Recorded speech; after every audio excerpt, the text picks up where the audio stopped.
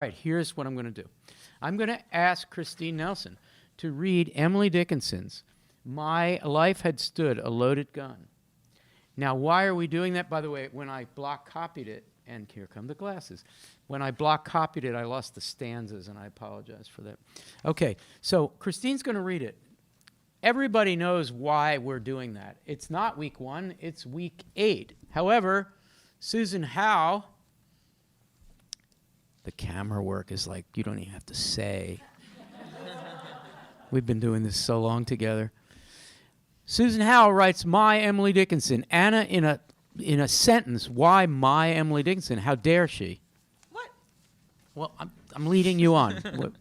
No, it's a tremendous book. It's a book that is attempting to, and I think succeeds in, considering a deeply personal and textual relationship with and to Emily Dickinson as a poet, as a thinker, kind of reclaiming her as a really radical, really experimental poet from folks who didn't think that she was any of those things. So it's a new Dickinson for the language poetry era or the language poetry mode. It's a Dickinson that's very languagey, for one thing. And it's a Dickinson whose identity was languaged and all that stuff. So I'm going to ask, so this book, My Emily Dickinson, is kind of a book-length riff on this poem. There's a lot of other stuff in it, to say the least.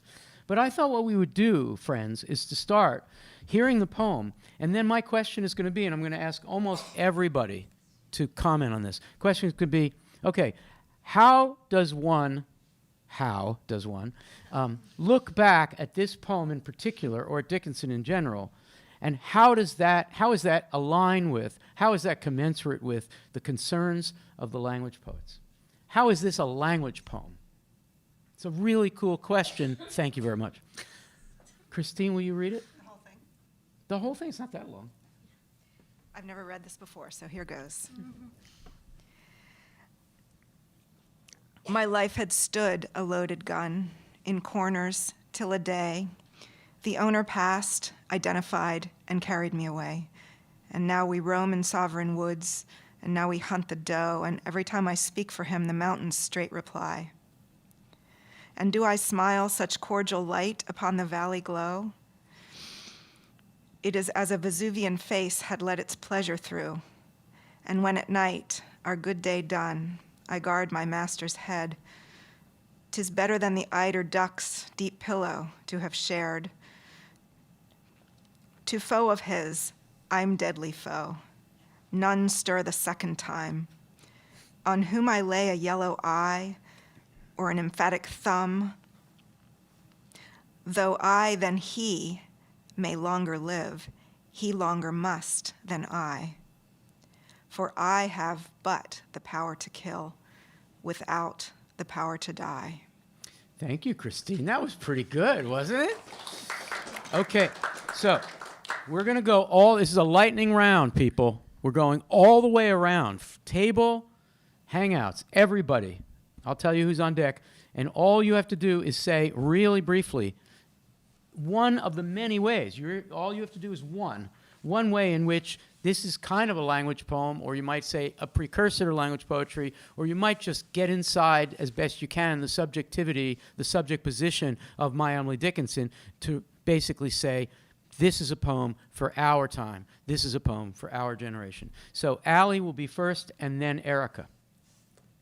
I was really hoping not to be first. You can skip. No, it's okay. Okay. Yeah, I mean, every time I read this poem, I'm just flummoxed anew. It's so difficult. But I think those last two lines, for I have but the power to kill without the power to die. You could kind of create an analogy between like the writer executing and just language as a fabric that is not immortal, but like just is available for everyone, and that will carry through beyond like one instance of someone using it. Fantastic. Erica, you're next. This is a lightning round, and then we'll go to Davy. What makes this a language poem? Its use of language in a way where words can stand up against context, they stand up against the passing of time. It's not that words are out of context, but it's that it's a more inviting, universalizing, experiential reading. Fantastic. Davy is next, and then Jake. So, in the passages that we get from my Emily Dickinson, Susan Howe thinks of Dickinson in two phrases, that she's dealing with higher female education and unladylike outside reading. And so I might think of this as a language poem by the way that it exposes structures of power to be able to take them for its own work. And that's such a language poetry hallmark, right? I mean, it's really what all these poems are about this week. Yep. Jake, followed by Anna. So maybe I'll say fragmentation here, thoughts that are unfinished or thoughts that overlay other thoughts or thoughts that kind of come together into one single line. And it is much more thought-like than a more typical storytelling narrative.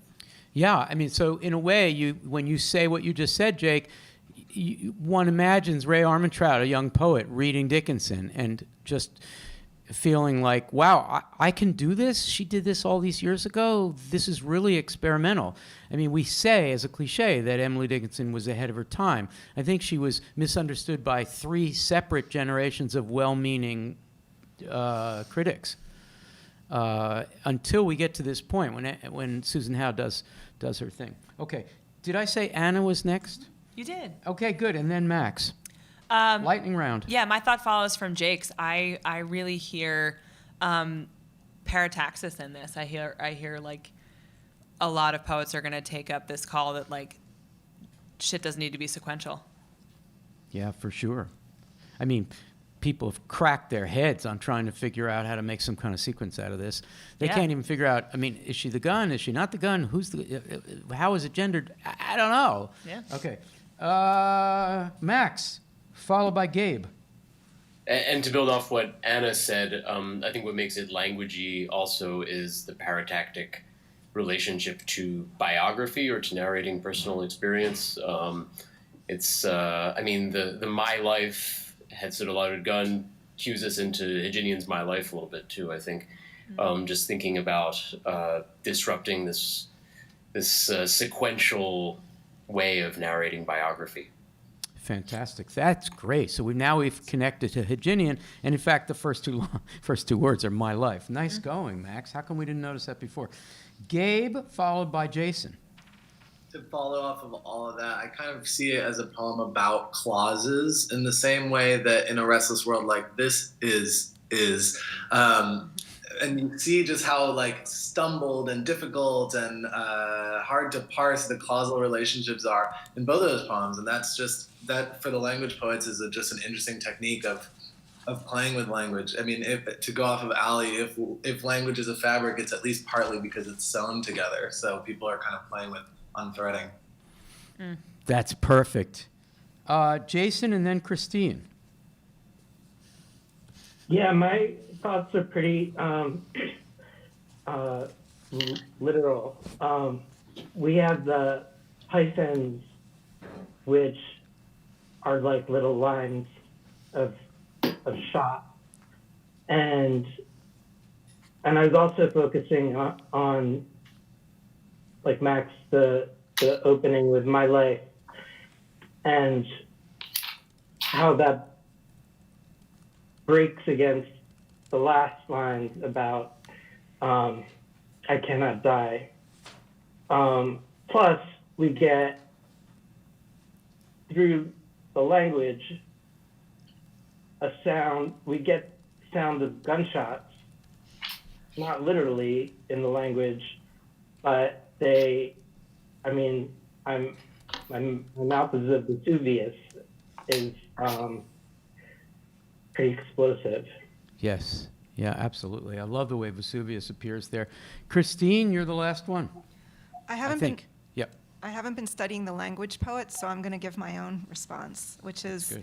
that I'm very much aware of us all being in this room together in various ways. Us, sort of sitting with Emily Dickinson in a way, sitting with Susan Howe, who has been here to look at Emily Dickinson manuscripts with. I knew you were going to Right? plug that, but that was so much fun, Yes. that show that you did. Yeah. It wasn't you. Well, it I was- wasn't me. It was my colleague That's Carolyn Vega and Carolyn Mike Vega, Kelly right. from Amherst. And But we made some videos with that, with Carolyn. But what I've learned, what I've listened to Susan say multiple times that stays with me as a curator in a place like this is how she went through that experience of feeling excluded in places like this. And so, it's so great to have you all here, both virtually and in this room, as just as a welcoming gesture. And there are ways that this poem, or I react to this poem by feeling excluded because I haven't figured out a way in yet. And so those questions of accessibility in a different sense are very much on my mind as I read this with Wow. you. Can we snap fingers for Christine Nelson?